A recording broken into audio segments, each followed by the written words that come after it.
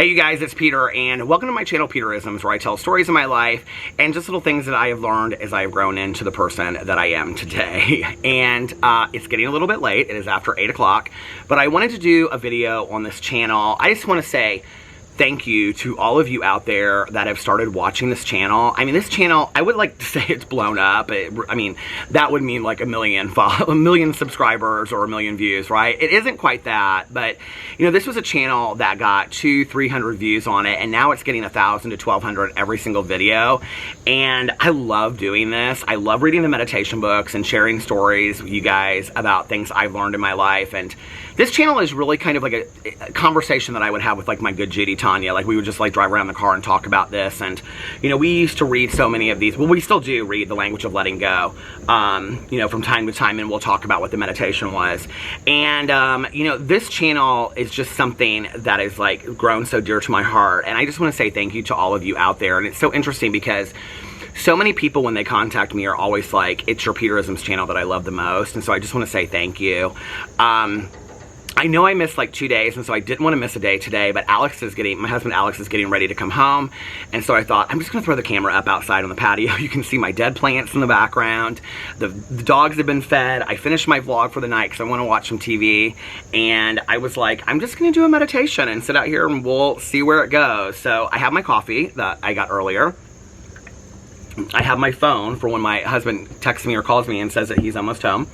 And I thought we would read a meditation. So I actually have not read from The Language of Letting Go in a long time. This is about codependency, and I love this book so much because it's the sister book to Codependent No More, which if you've never read Codependent No More, I have to tell you that in my life, my 12-step basic text is probably the book that most profoundly changed my life. It is the book that most profoundly changed my life. Second would be Codependent No More by Melody Beatty. And I have just like learned so much about who I am, and that codependency is not necessarily a bad thing, but it's how you define yourself in response to other people, and how to learn how to set you know, healthy boundaries, and how to have healthy relationships with people, even possibly being codependent. If you've never read it, please read it. You don't have to have an alcoholic or an addict in your life. You don't have to have somebody that has, you know, like other issues as well. You could, it will, even if you can read through the stories that are about addiction, because the first part of the book is about those stories,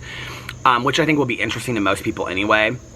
Once you get through that part, I think that if you can really read the book, what you'll see is that, oh my God, this really so applies to me, you know, in so many facets of my life. And it's just one of the most amazing books ever. If you want to see it, you can go to my Amazon store. It's listed below. You don't have to buy it there. You can get Codependent No More anywhere. Amazon, Thrift Books, Barnes & Noble. You'll probably find it at your local Goodwill. You can probably find it anywhere. But this is the sister meditation book that Melody Beatty wrote, and it's called The Language of Letting Go. Last year, I committed a lot of time to reading this book, and probably on this date last year I did a video from this book, but we're going to do it again. And you know, as your life changes, like I read these books year after year after year, which is why somebody just sent me a new Journey of the Heart, which I'm so excited about. It was so nice and so kind. Look, I have my little my bird thing here, and I have my plants over here. I love plants, but I killed all my plants this year. So anyway, and then I have my watering jug for watering these. Here, we'll water some right now. There you go. So anyway, watering plants while I'm reading meditations. It sounds, and drinking coffee. It's like a perfect day, right? This is very much going to be like what my new channel is. I'm starting a new channel called Peter Does Stuff, and it's going to be just me sitting here making coffee and talking about simplicity of life, because that's what I love.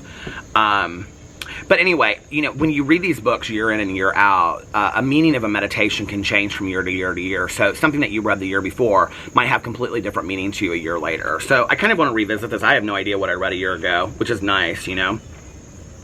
Okay, August 13th. Oh, I just pulled it up. August 13th. Friends. Oh, what a great meditation. I should have brought my reading glasses. I'm like holding it way out. Don't overlook the value of friendship. Don't neglect friends. Friends are a joy. Adult friendships can be a good place for us to learn to have fun and to appreciate how much fun we can have with a friend. Friends can be a comfort. Who knows us better or is more able to give us support than a good friend? A friendship is a comfortable place to be ourselves. Often, our choice of friends will reflect the issue we're working on. Giving and receiving with support will help both people grow. Some friendships wax and wane, going through cycles throughout the years. Some trail off when one person outgrows the other. Certainly, we will have trials and tests in friendships, and at times be called on to practice our recovery behaviors. But some friendships will last a lifetime. There are special love relationships, and there are friendships. Sometimes our friendships, especially recovery friendships, can be special love relationships too. Today I will reach out to a friend. I will let myself enjoy the comfort, joys, and enduring quality of my friendships. I love that meditation. I started getting teary-eyed because Tanya and I have recently been talking, my best friend Tanya Jean. We've recently been talking a lot about like how, not necessarily that we've ever taken each other for granted, but how many people out there do not have a friendship like we have. We have a 23-year friendship. We've been through deaths with each other, of family members and loved ones. We've been through weddings and marriages, divorces, breakups, of all the people that we know. We've been through tragedy and celebrations. We've been through late night watching Big Brother on the couch. We were just talking about that today. To laying out by the pool, to traveling together and taking trips, to just hanging out on her back patio or driving around in my car, which are probably some of the best times that I've ever had.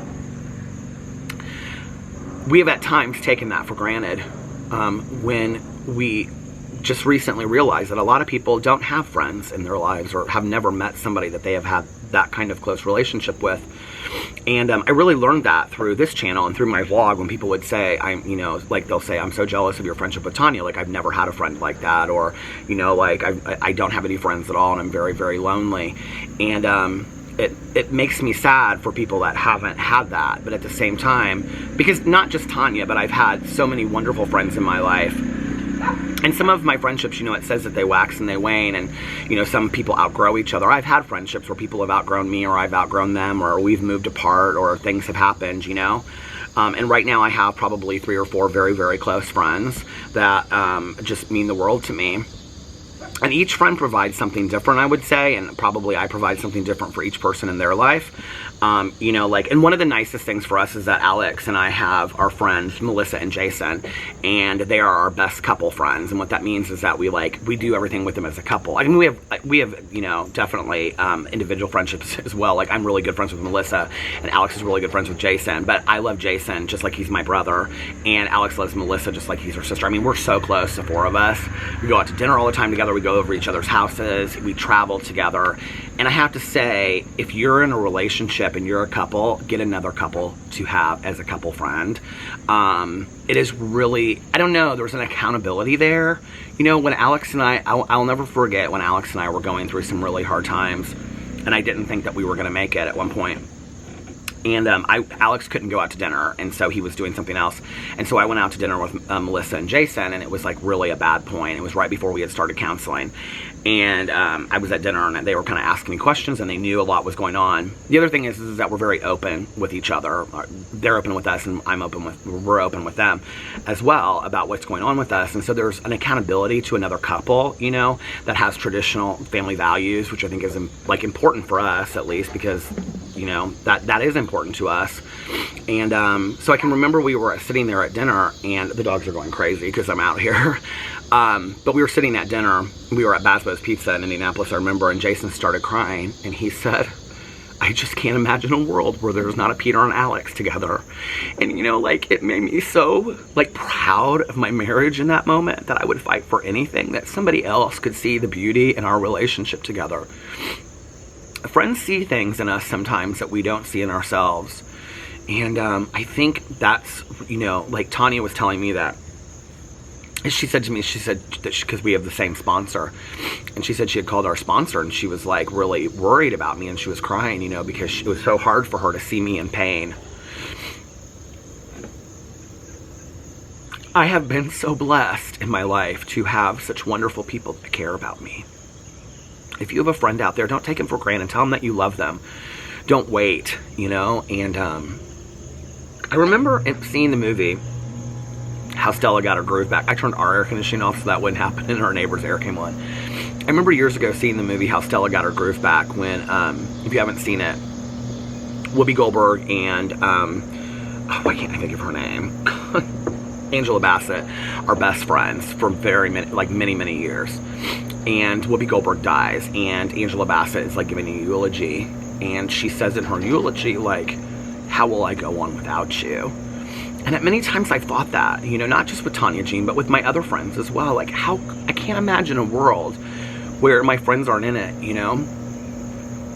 And in talking to my mom's best friend, you know, my mom's best friend Susie, she was friends with her, you know, since college. They were sorority sisters, and she was her closest friend through her entire life. And every time I talk to Susie, I'll say things, you know, she'll say, she's in her 70s, she'll say it's hard, you know, the people that I knew in my life are now gone, you know?